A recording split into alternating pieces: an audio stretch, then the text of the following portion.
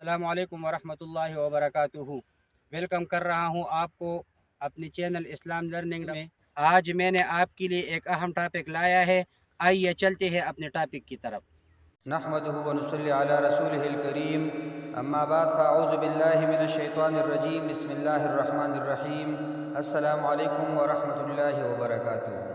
آج ہمارے موضوع ہے حسد کیا ہے اور اس کے اثرات کیا ہے۔ پیارے بھائیو، آج ہمارا جو موضوع ہے تھوڑا سا لینتی ہے، لیکن پورا دیکھیے اور لوگوں کے ساتھ بھی شیئر کیجیے تاکہ ہمارے اس معاشرے سے یہ برائی ختم ہوگی۔ پیارے بھائیو، آج ہم اخلاقیات سے دور ہوتے جا رہے ہیں، جبکہ یہ بات اظہر من الشمس ہے کہ اخلاقیات ہی سے قومیں بنتی ہیں اور بگڑتی ہے۔ افسوس، آج ہمارے سماج میں اخلاقی اقدار کا فقدان نظر آتا ہے۔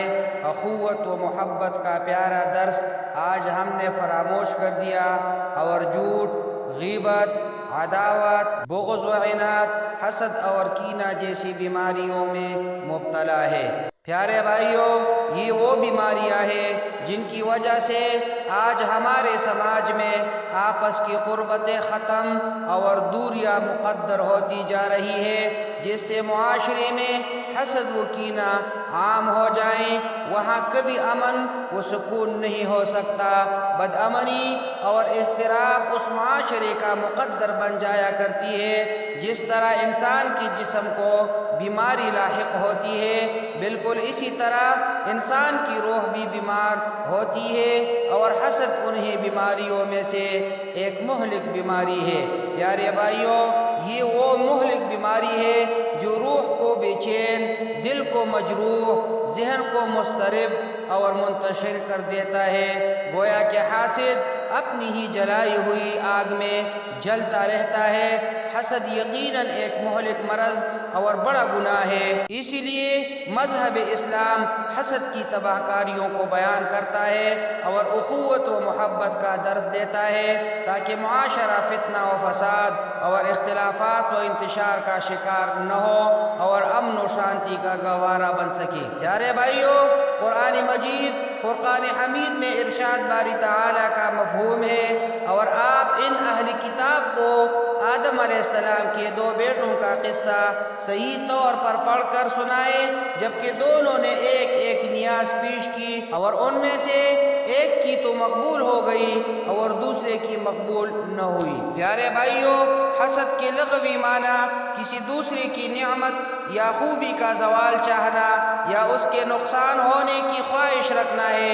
مطلب یہ ہے کہ اگر اللہ تبارک و تعالیٰ نے کسی کو اپنی کچھ دنیاوی نعمتیں عطا کی ہوئی ہیں، جیسے گاڑی، بنگلہ اور بے شمار مال و دولت، تو اس کی خواہش ہوگی کہ وہ سب کچھ اس سے چھن جائے، جس کی وجہ سے اسے راحت ملے۔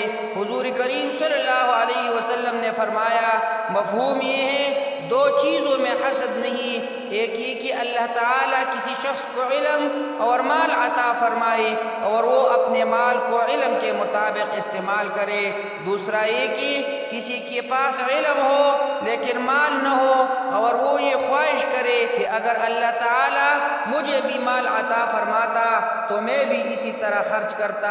یہ دونوں افراد ثواب کے اعتبار سے برابر ہے، اور اگر کوئی شخص مال کو لغو اور گناہ کے کام میں خرچ کرے اور کوئی دوسرا کہے کہ اگر میرے پاس ہوتا تو اسی طرح اڑاتا، تو یہ دونوں گناہ میں برابر ہے۔ پیارے بھائیو، جناب نبی کریم صلی اللہ علیہ وسلم نے فرمایا، عن قریب میری امت کو پہلی امتوں کی بیماری پہنچے گی۔ صحابہ رضی اللہ نے پوچھا، پہلی امتوں کی بیماری کیا ہے؟ آپ صلی اللہ علیہ وسلم نے فرمایا، غرور، تکبر، کثرت، حرص دنیا میں محو ہونا، ایک دوسرے سے بیزار رہنا اور ایک دوسرے سے حسد کرنا، یہاں تک کہ بغاوت ہوگی اور پھر قتل بہت زیادہ ہوگا۔ حضرت انس رضی اللہ تعالی عنہ سے مروی ہے کہ رسول اکرم صلی اللہ علیہ وسلم نے فرمایا، حسد نیکیوں کو ایسے کہا جاتا ہے جیسے آگ لکڑیوں کو کہا جاتی ہے، اور صدقہ گناہ کو ایسے مٹا دیتا ہے جیسے پانی آگ کو بجھا دیتا ہے۔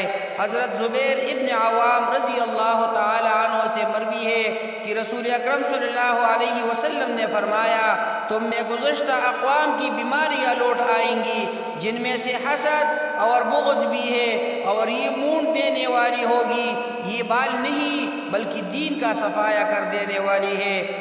پیارے بھائیوں، حضرت انس ابن مالک رضی اللہ تعالیٰ عنہ کا بیان ہے کہ رسول اللہ صلی اللہ علیہ وسلم نے فرمایا ایک دوسرے سے بغض نہ رکھو اور نہ حسد کرو اور نہ غیبت کرو، اور اللہ تعالیٰ کے بندے اور بھائی بھائی ہو کر رہو، اور کسی مسلمان کے لیے جائز نہیں کہ وہ اپنے بھائی سے 3 دن سے زیادہ قطع تعلق رکھے۔ آپ صلی اللہ علیہ وسلم کا فرمان ہے بندے خدا کے دل میں ایمان اور حسد جمع نہیں ہوتے۔ اسلامی تعلیمات یہ ہیں کہ ایک دوسرے سے بغض نہ رکھو اور نہ ایک دوسرے سے حسد کرو اور نہ ایک دوسرے کی غیر موجودگی میں ان کی عزت کے خلاف باتیں کرو، بلکہ اللہ کے بندو بھائی بھائی بن جاؤ۔ حسد ہی کی وجہ سے قابیل نے کہا کہ میں تجھ کو ضرور قتل کروں گا، بالآخر قابیل نے حابیل کو قتل کر دیا۔ یہ دنیا کا پہلا قتل تھا اور اس کی بنیادی وجہ حسد کی بیماری تھی۔ حسد کی وجہ سے بھائیوں نے یوسف علیہ السلام کو ویران کنویں میں ڈالا، اور حسد ہی کی وجہ سے نبی کریم صلی اللہ علیہ وسلم پر جادو کیا گیا۔ حسد کرنے والے کی دعا بھی قبول نہیں ہوتی۔ 3 آدمیوں کی دعائیں قبول نہیں کی جاتی، حرام کھانے والا، کثرت سے غیبت کرنے والا، اور وہ شخص جس کے دل میں مسلمانوں کا بغض یا حسد ہو۔ پیارے بھائیوں، جو انسان حسد کا شکار ہوتا ہے اس کی آخرت تو برباد ہوتی ہی ہے، دنیا میں بھی مختلف مصیبتوں کا شکار ہو جاتا ہے، اسے ایسا غم لگ جاتا ہے جو کبھی ختم نہیں ہوتا، ایسی مصیبت میں گرفتار ہو جاتا ہے جس پر کوئی اجر بھی نہیں۔ حسد کی وجہ سے اللہ کی توجہ اور رحمت سے دوری ہو جاتی ہے، اس کے لیے توفیق کے دروازے بند ہونا شروع ہو جاتے ہیں۔ یہ تو چند دنیاوی عذاب ہے، آخرت کا عذاب اس سے کہیں زیادہ ہے، کیونکہ یہ اللہ کے فیصلے پر راضی نہیں ہے۔ پیارے بھائیوں، آج ہمارے معاشرے میں یہ مرض رچ بس چکا ہے، ہر شخص مخلوق کی نگاہ میں معزز بننا چاہتا ہے، اس لیے جب اس کے سامنے کسی کی تعریف کی جاتی ہے تو اس سے برداشت نہیں ہوتا اور اس کے اندر حسد کی آگ بھڑکنے لگتی ہے، جو کہ انتہائی شرمناک بات ہے۔ حسد جیسی خطرناک بیماری کے بے شمار نقصانات ہیں، لیکن ہم یہاں 5 نقصانات کا ذکر کریں گے۔ حسد جیسی بیماری کا پہلا نقصان یہ ہے کہ وہ انسان کی عبادت اور پرہیزگاری کو تباہ و برباد کر دیتا ہے۔ حضور صلی اللہ علیہ وسلم کا فرمان عالی شان ہے کہ حسد انسان کی نیکیوں کو اس طرح کھا جاتا ہے جیسی سوکھی لکڑی کو آگ۔ حسد جیسی بیماری کا دوسرا نقصان یہ ہے کہ یہ گناہ اور شر کا باعث بنتا ہے۔ حضرت وہب ابن منبہ فرماتے ہیں کہ حاسد میں 3 خصلتیں نمایاں ہوتی ہے کہ اگر وہ سامنے ہو تو چاپلوسی کرتا ہے، اگر غائب ہو تو غیبت کرتا ہے، اور کسی پر مصیبت ہو تو وہ خوش ہوتا ہے۔ پیارے بھائیوں، حسد جیسی بیماری کا تیسرا نقصان یہ ہے کہ حاسد ہر وقت خواہ مخواہ مشقت اور پریشانی کا شکار رہتا ہے۔ حسد جیسی بیماری کا چوتھا نقصان یہ ہے کہ دل غفلت کی پردوں میں اتنا ڈوب جاتا ہے کہ اسے رب کائنات کی ذات بھی دکھائی نہیں دیتی، یعنی اللہ تبارک و تعالیٰ کے احکامات بھی اسے سمجھ نہیں آتے۔